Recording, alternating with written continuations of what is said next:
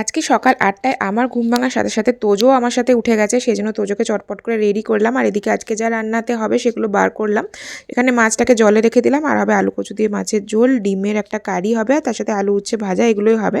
তো বার করে রেখে দিলাম। তারপরে তোজোর টিফিন বক্সটা গুছিয়ে নিলাম। তোজোকে আজকে ম্যাগি দিয়েছিলাম। ম্যাগিটাকে সেদ্ধ করার পরে একটুখানি সস আর উপর থেকে হচ্ছে ব্ল্যাক সল্ট দিয়ে দিলাম। আর তারপরে এখানে তোজো রেডি হয়ে গেছে স্কুল যাওয়ার জন্য। তোজোকে স্কুলে পৌঁছে দিয়ে তারপরে গিয়েছিলাম টুকিটাকি সবজির বাজার করতে। এই সময়ই হাতে আমরা সময়টা পাই, সেই জন্য টুকটাক যা লাগে এই সময় সবজির বাজার হোক বা মাংস কিনে নেওয়া, এগুলো এই সময়তেই করি। তারপরে বাড়িতে এসে খেলাম ব্রেকফাস্টে আজকে ছিল সমস্ত রকম সবজি দিয়ে চাউমিন। তারপরে গিয়েছিলাম সমস্ত কাপড় কেচেছিলাম সেগুলোকে ওপরে ছাদে নিয়ে রোদে দিতে। ড্রায়ারে শুকিয়ে নেওয়ার পরেও হালকা যে ভিজে ভিজে ভাবটা থাকে সেই জন্যই ওপরে ছাদে দিয়ে দিই। আজকে যদিও রোদ ছিল না, কিন্তু এত বেশি হাওয়া দিচ্ছে যে এই হাওয়াতেই কাপড় জামা সমস্ত শুকিয়ে যায়। তোজোকে স্কুল থেকে নিয়ে চলে এসেছি, আর তোজো এসেই পিয়ানোটা নিয়ে বিজি হয়ে গেছে। আর এদিকে দেখো, কালো করে মেঘ করে এসেছে, যে কোনো সময় বৃষ্টি নামবে।